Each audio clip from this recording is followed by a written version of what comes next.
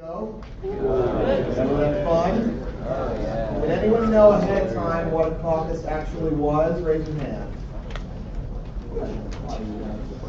I've been fighting a cold, so my voice squeaks in the middle of this thing.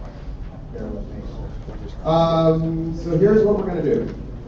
I have this nifty PowerPoint that's going to talk a little bit about what you're going to be doing this week. You're going to be having 4 elections over the course of this week and 2 caucuses, one of which you've already had, so you only got one of those left. Your first election is going to be at 5 o'clock this evening. That's going to be your city election.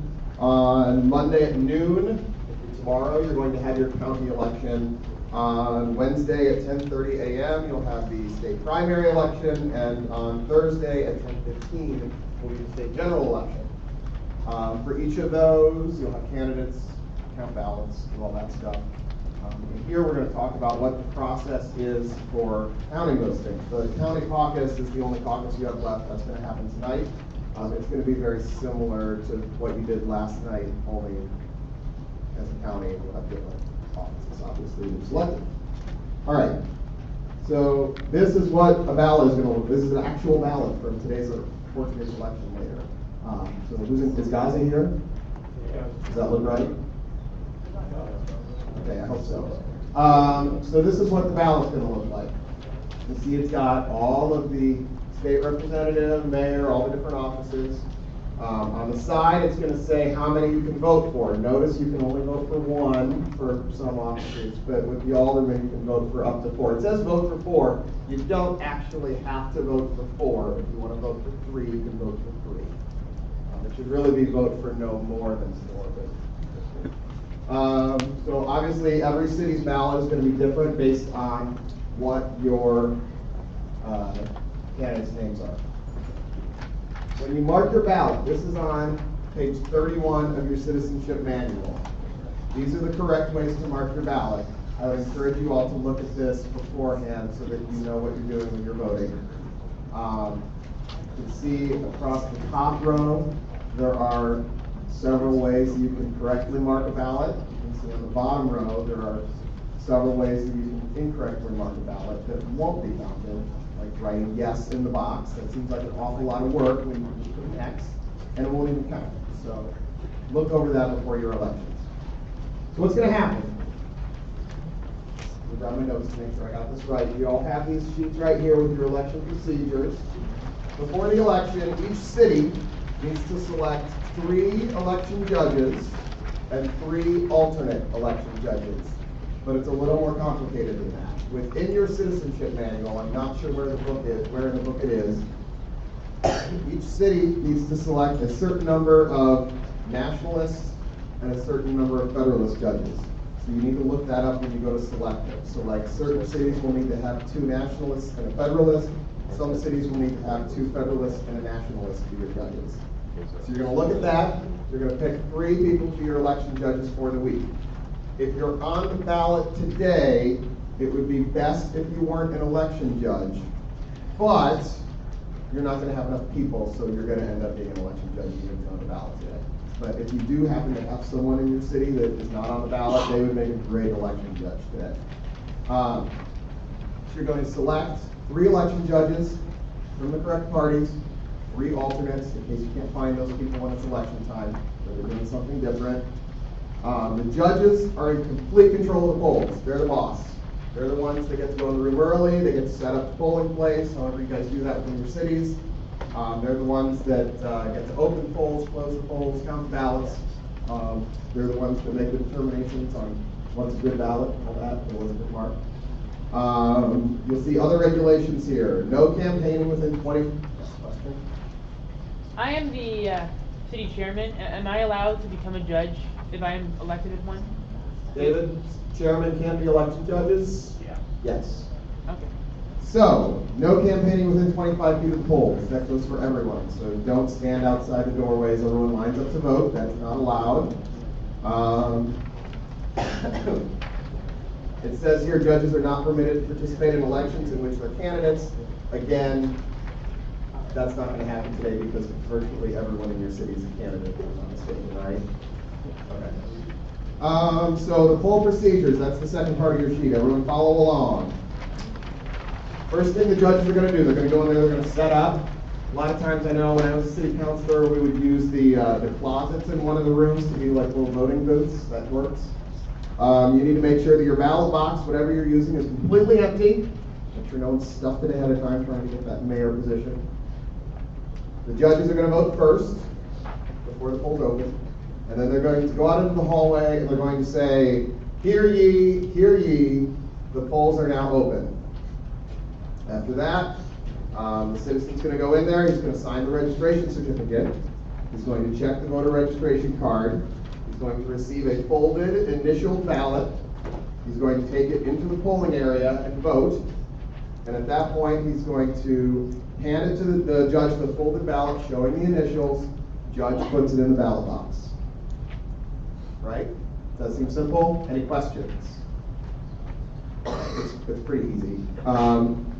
Now it's 1 minute poll closing and close the polls. The thing is that most of the time the polls close. Okay. Most of the time the polls close after everyone votes. So once everyone votes, then that happens. Next comes the counting procedure. So after the polls close the door, you got your 3 election judges in there from the correct parties. You're going to open up the ballot box.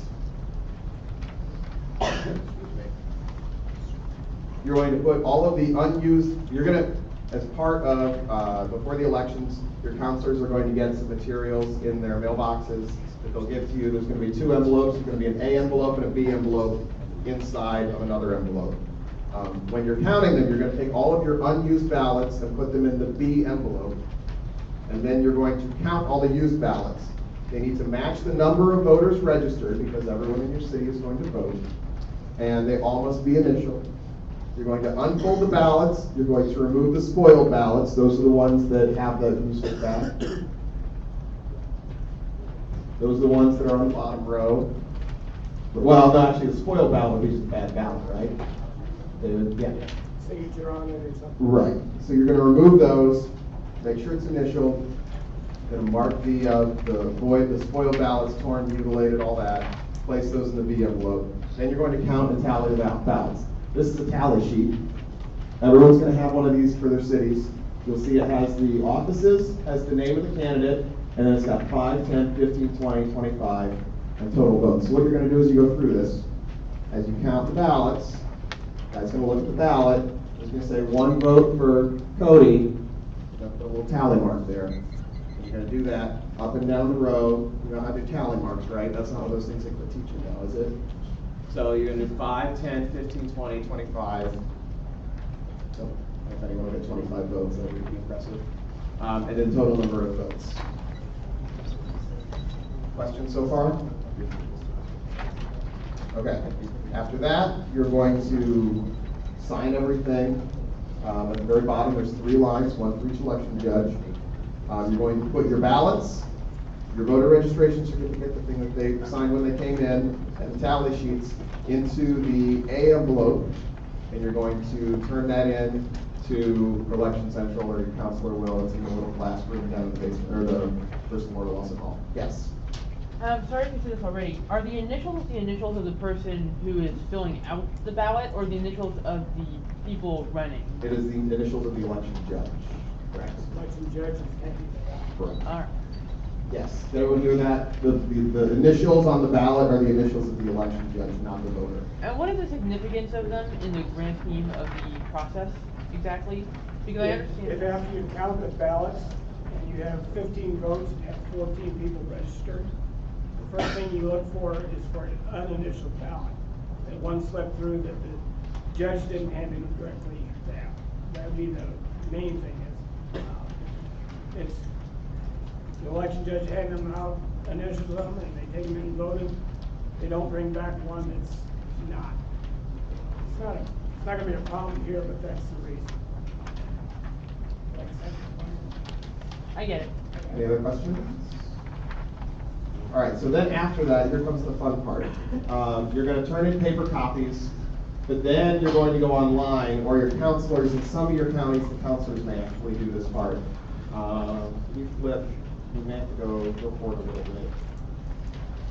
This is all proper stuff from last night. Did any of you guys do this? Fill out the forms and everything?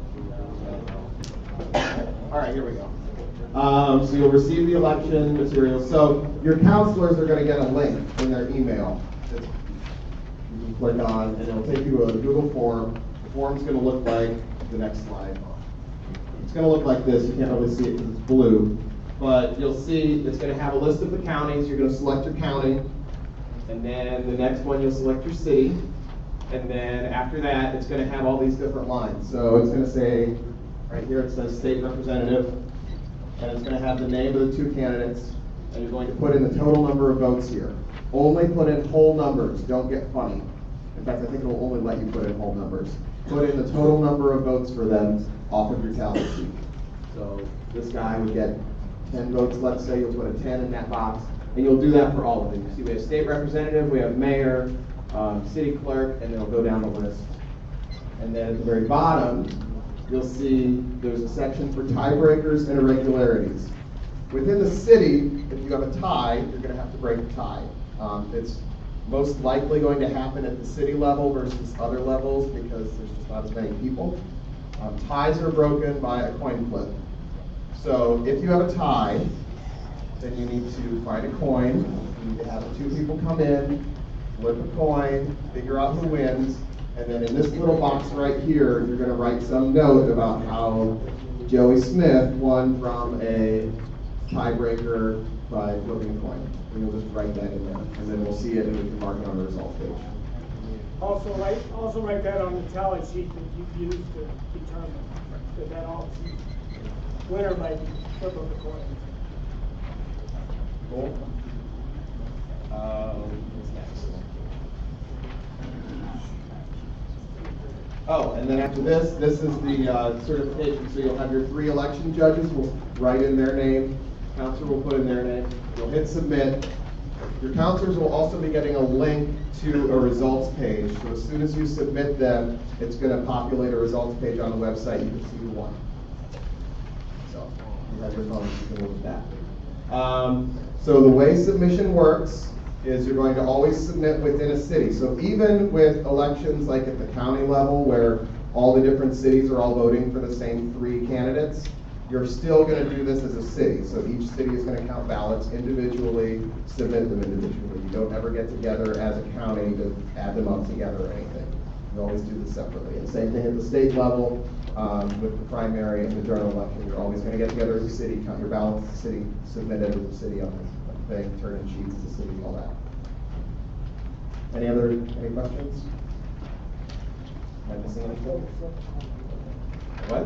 Over the flipping of the coin. How would you, if you do have a race, if the course race is tied 16-16, what would you do? Coin. Yeah, I heard flip a coin. First of all, there's not 32 people in your city. So you've got a problem. You should, whether in most cities, 20 maybe, 19, 20. So the first part of that was, off the thing. So make sure it is tied. Then if you get a tie, if it's a head-on 1-to-1 race, ideally you get the 2 candidates together. You being the federalist, you call it. You flip it. Heads it is, you win, whatever, however that. Now, when you get down to the aldermanic race, there's 8 people running for 4 positions. It's not the guy across from each other. It's any 4, the highest 4 vote getters of those 8.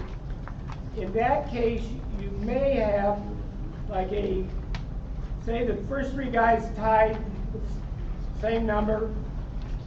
They're the 3 winners, it doesn't matter what the scores are. Say 4th place, you had 2 people tied for 4th. Simply 1-on-1, flip a coin between the 2. If you have then 3 guys that are tied for that 4th position, you only have to pick 1. You would do 3 coins, odd man wins. If there's 2 heads and tail, the tail will get that position. I guess I got to back up a second. If you had the first 2 clear winners, and then there was 3 people tied for the 3rd, 4th, and 5th, you'd get 3 of them together, flip coin. the two that are the same, both heads would get those two positions, and then odd guy would be if you need one, it's the odd guy. If you need two, it's the non-odd guy. That's the word I know. And then, as David says, distinguish what that is. Any real questions on flipping a coin or anything? If the actual nominee is unavailable, can a member of his party represent him? Yes. Good question. Don't spend a lot of time tracking down the candidates. If they're there, use them. If not, have someone from his party as the representative. That's the tiebreaker. That's for today only. Tomorrow on the county ballots, you won't know if there's ties until we get all the results in at the election hours. That's when the effort will be made to decide that. State primary, everybody in the state votes, and we'll have close races there. And then the state general election, if there are any ties, they'll be playing that. The other thing for this last part's been basically for the election judges that are going to serve this week, which will be a lot of you. For the good of everyone, the state primary. The way the procedure works this year, you take out a petition, you have to take it out. If you are a Federalist, you have to take out a Federalist petition. If you are a Nationalist, take a Nationalist. These petitions will be available. And if you're at all interested, please pay attention because this is a change from last year. Sometimes the counselors don't read the book, they just go on memory, but this is a change from last year. So if you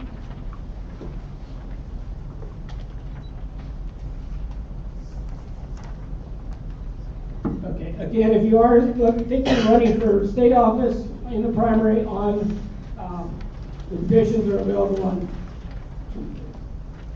Tuesday. Again, this is a change from last year, so don't trust your counselor saying we'll have it.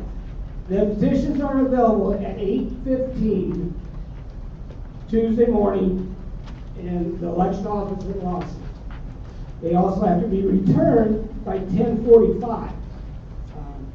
You will have plenty of time. You need like 15 signatures, 8 counselor signature, not necessarily yours. They have to be members of your party have to sign it. So get 15 Federalists to sign your Federalist petition, 15 Nationalists if you are a Nationalist, and that.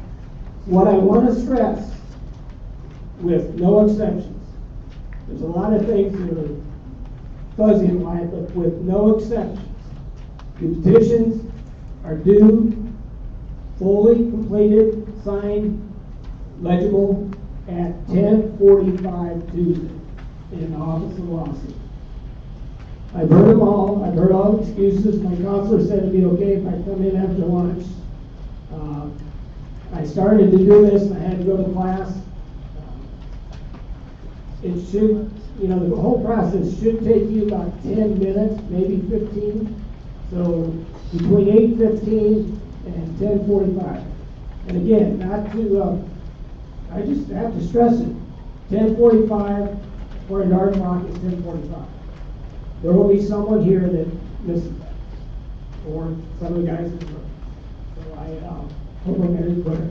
Also, if you're in that, if you do take out the petition to be on the primary, there's a mandatory meeting.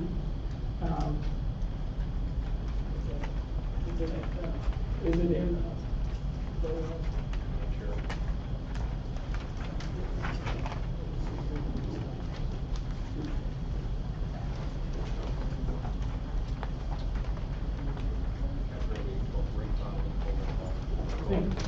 Okay, 12:45 on Tuesday. So if you go to work Tuesday morning, you get a petition filled out, signed, turned in. You have a mandatory meeting at 12:45 in Coleman. Coleman is the first hall north of Taylor. 12:45. Again, that is a change from last year. Last year was 1 o'clock. 12:45. And when you turn in the petition, we'll give you a notice of that meeting, and we'll have you sign that you got the notice and you're aware of the meeting. Again, with no exceptions. If you do not attend that meeting, if you do not attend the 12:45 meeting in Coleman, and you've gone to all the work to get the petition, you're not on the ballot. You're wasting your time. Someone will do that. They'll use the excuse that they are late at lunch or whatever. Again, if you're wanting to run on the primary, you have to get your petition in by 10:45, and you have to be at the 12:45 meeting. And that's the 8 questions on any of that procedure. I understand how that works. I just don't understand fully what day that's going to be exactly. I'm sorry, I know you said that, just With the meeting. that meeting, yeah.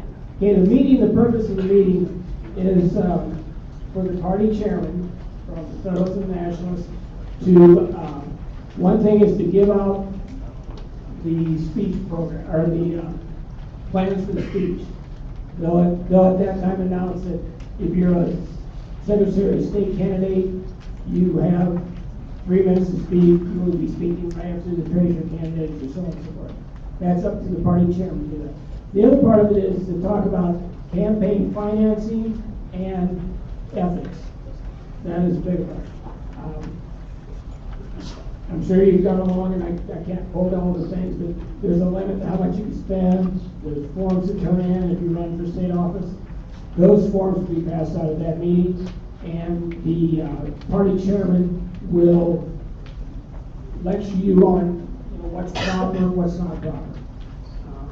Again, come to the meeting, but it's more to get every candidate on the same page as far as how to campaign, or what not to do on campaigning, I should say. Yes, but what day is the meeting exactly? That was my question. Oh, I can answer that. it's the same day, it's Tuesday, 12:45. Okay. Petition 10:45, Tuesday, meeting 12:45. I wanted to know because I'm the chairman, so. Okay. It's up to you to do what I just said. I understand what you said. Don't worry. Okay.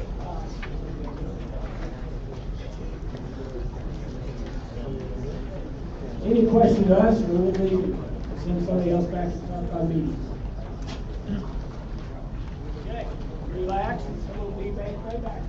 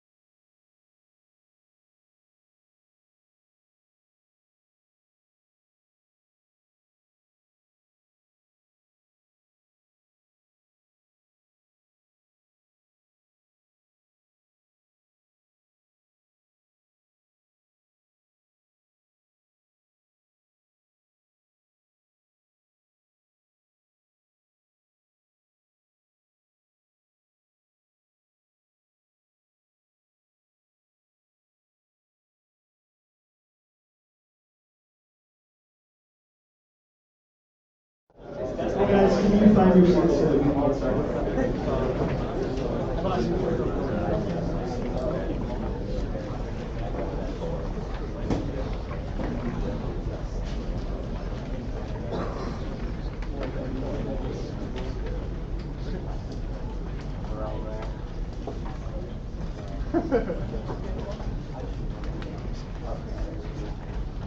All right. Good morning, Boise State. Morning. Everybody stand up. That was a little weak.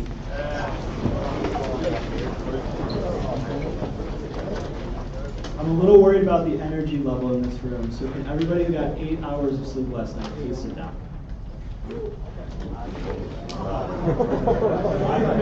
7 hours of sleep. 6 hours. 5 hours of sleep. And 4 hours of sleep. Nice. I'm with you guys. What time did you go to sleep? 3 a.m. What about you? What time did you go to sleep? Like 3:50. 3:50. A little bit better than him. Nice. What time? 5 a.m. How did you get 4 hours of sleep if you went at 5 a.m.? No, I got up at 5:30, went to bed at 2:30, so 3 hours. Gotcha. Cool. All right. Thanks, guys. So, my name is Sean Doherty. I'm the City Council here at Boise State. I've been coming to the program for almost a decade. This is my 8th year being involved with it. I'm here to teach you a little bit about how to run an effective meeting. So, I want you all to take a moment and think about meetings you've had in the past that were not effective, not productive, and not successful. What are some things that made those meetings painful and not achieve the objectives they had? Yep. Lack of communication. Lack of communication. Yep. They're way too long. Way too long. We are going to avoid that today. Yeah. They were, the person that was talking was unprepared. I got that in the last room, so hopefully we'll avoid that today. The comment was the person who's presenting is unprepared. Yep. They wouldn't stop talking about Twilight, Wouldn't stop talking about Twilight, so irrelevant subject matter. but Yes. that was a high school meeting. Yep. It is unorganized. Unorganized. Yep. And one more over there. Oh, there was no written plan for the meeting, no goals. No goals for the meeting. Excellent. Well, our goals for our meeting today, there are 3. We want to provide an overview of best practices for conducting effective meetings. We want to equip all of you to lead and contribute to meetings in your city and county for the rest of the week. And we want to talk a little bit about how we structure the written output of meetings here at Boise State, which we call minutes.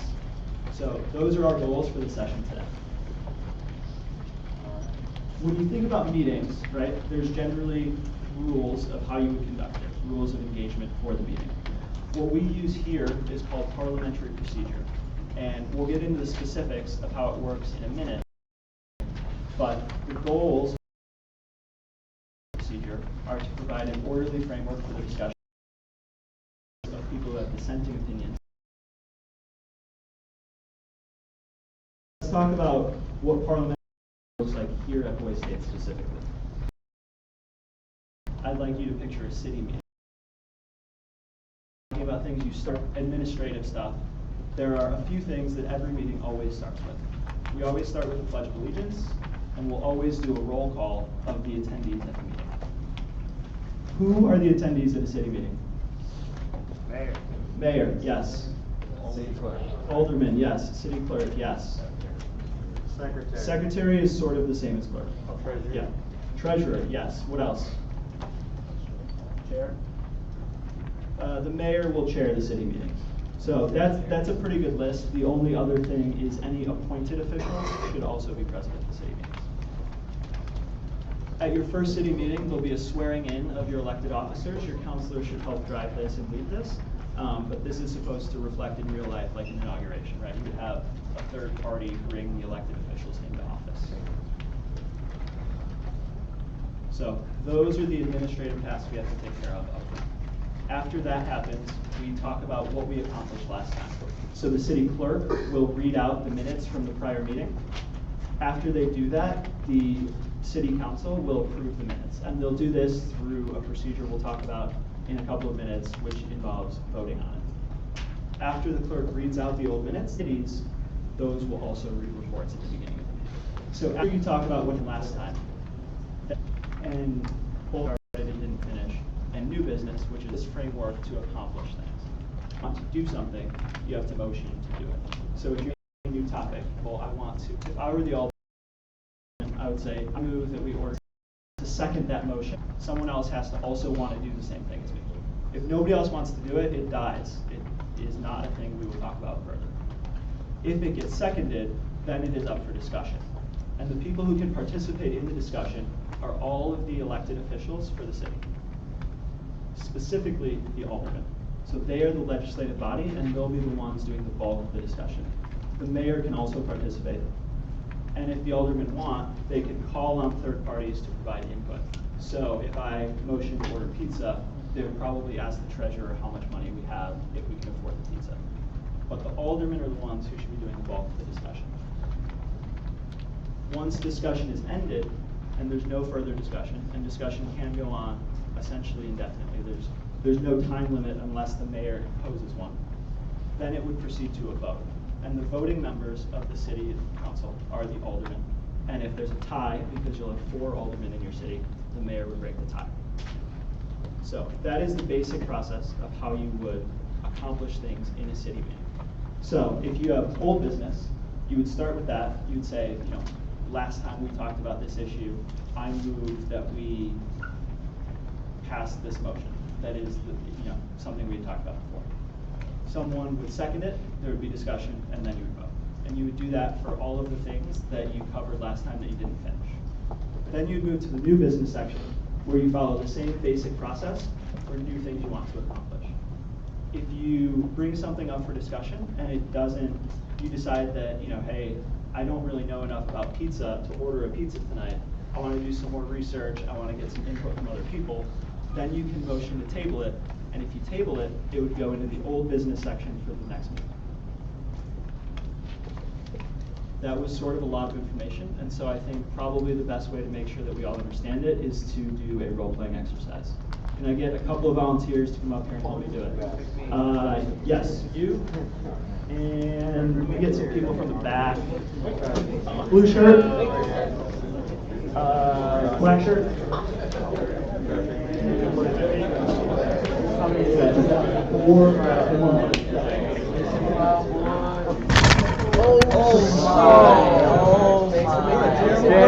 Live stream it and interrupt that. Shut up.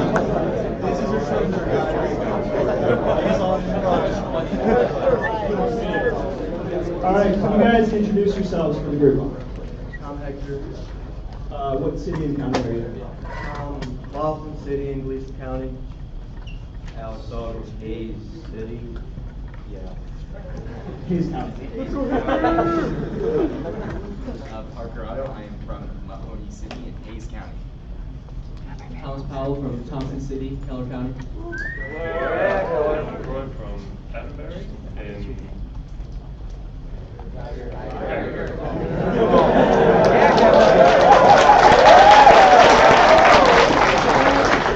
So you guys are the elected officials for the big city that we just created. Let's have the mayor. Yeah, Hector! Yeah! Gleason Mayor! So we've accomplished all of our initial administrative tasks. We've set the pledge. We've taken roll call. We're ready to start doing new business in the meeting. So if you guys think about things you might want to accomplish in our big totally real estate, what are some things that would be good to pass laws about?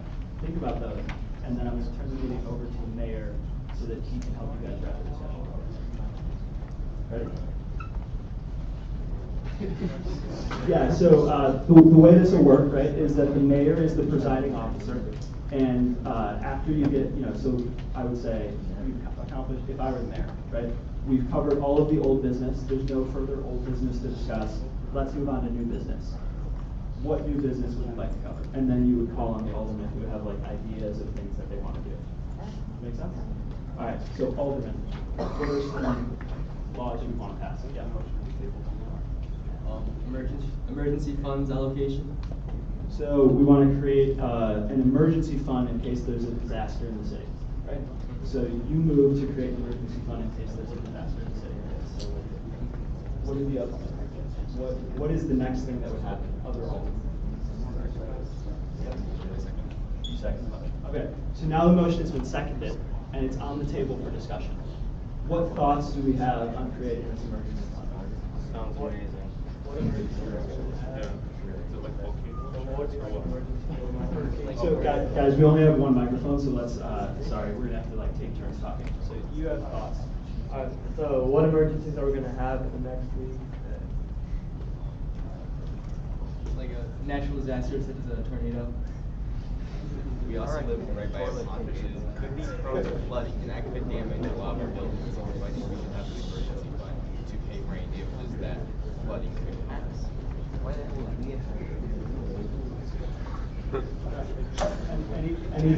There's no further thoughts on creating this emergency fund. So the mayor would then proceed to a vote because he hears no further discussion. So the way the voting works is you would say, all in favor, please raise your hand and say aye. Aye. So there's 3 in favor of creating. And then all opposed. And then 1 opposed. So this motion passes 3-1. Raise your hand in the audience if you're running for clerk of your city. So the clerk would be responsible for recording that there was a motion made to create an emergency fund. It was seconded, and you would record who did both of those actions.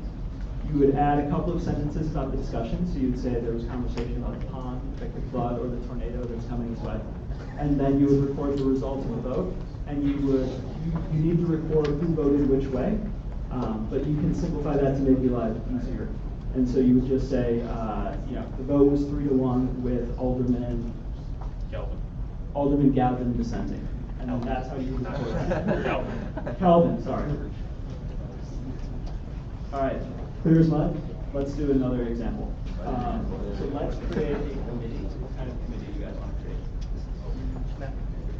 All right. Housing committee. So the mayor actually cannot propose new legislation. He has to participate in this. So Alderman, what kind of committee would you like to create?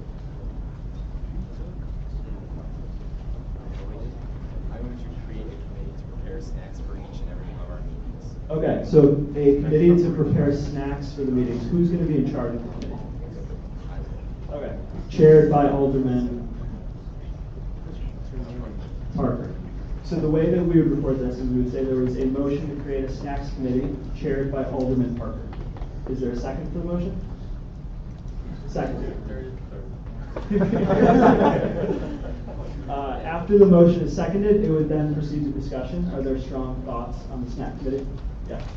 Well, as scientific studies have proven, well, when you eat, your brain is actually able to work better because of the nutrients that derive from food. So if we have snacks, we'll be able to think better and work together better as a unit.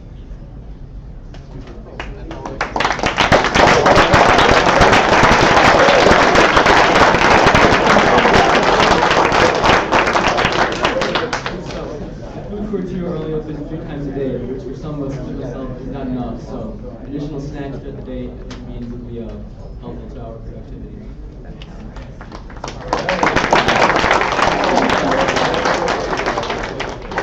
Are there any other thoughts on the snack committee?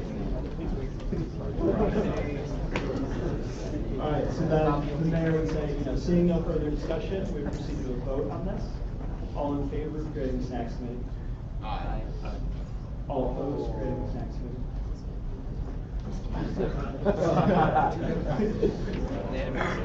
So the vote would then pass 4-0 and the snacks committee would be created. Let's give a hand for our volunteers.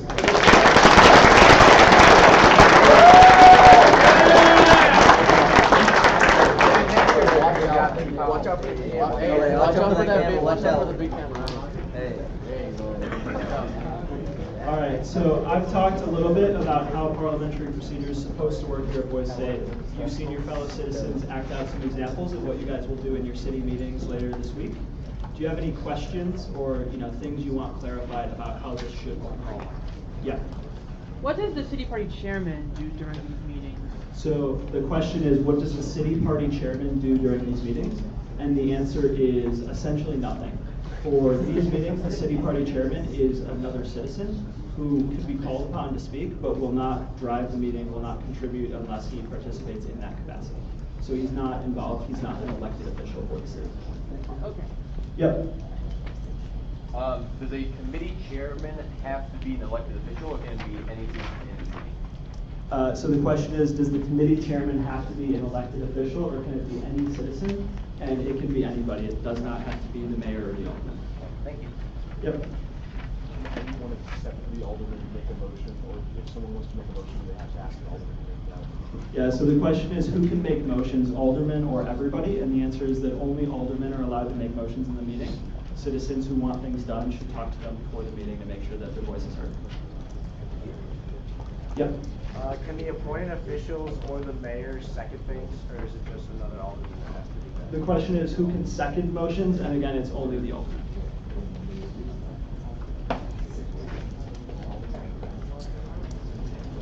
Any other questions? So one thing that you guys should ask, because it will become an issue, is whether debate is time constrained or if it can go on forever.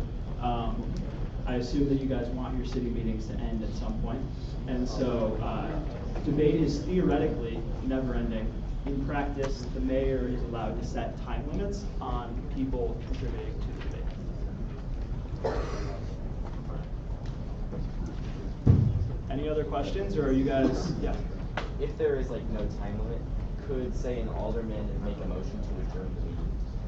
So the question is, can an alderman make a motion to adjourn the meeting, while someone else is talking, right? No, like when there's no discussion. Yeah. So the way that adjourning the meeting works, right, is if there's no further business to be conducted, someone would make a motion to adjourn. It would be seconded and then voted on. And then if a majority votes to adjourn, then the meeting is adjourned. Yep. Can you table a debate? Can you table debate? Yes, that's an excellent question. So if a motion is, if there's a motion and a second, and then it's on the table for discussion, and the discussion is not, fruitful, you would then make a motion to table, and then it would be seconded and voted upon, and then it would be on the table. And you could bring it back later with another motion, but it's off, and the floor is then open for new discussion. Yeah. Is there a standard meeting time for city meetings, like duration? Is there a standard meeting time for city meetings in terms of duration? Most city meetings will go for about an hour. You guys should aim to cover usually about 5 to 6 items of new business in each city meeting.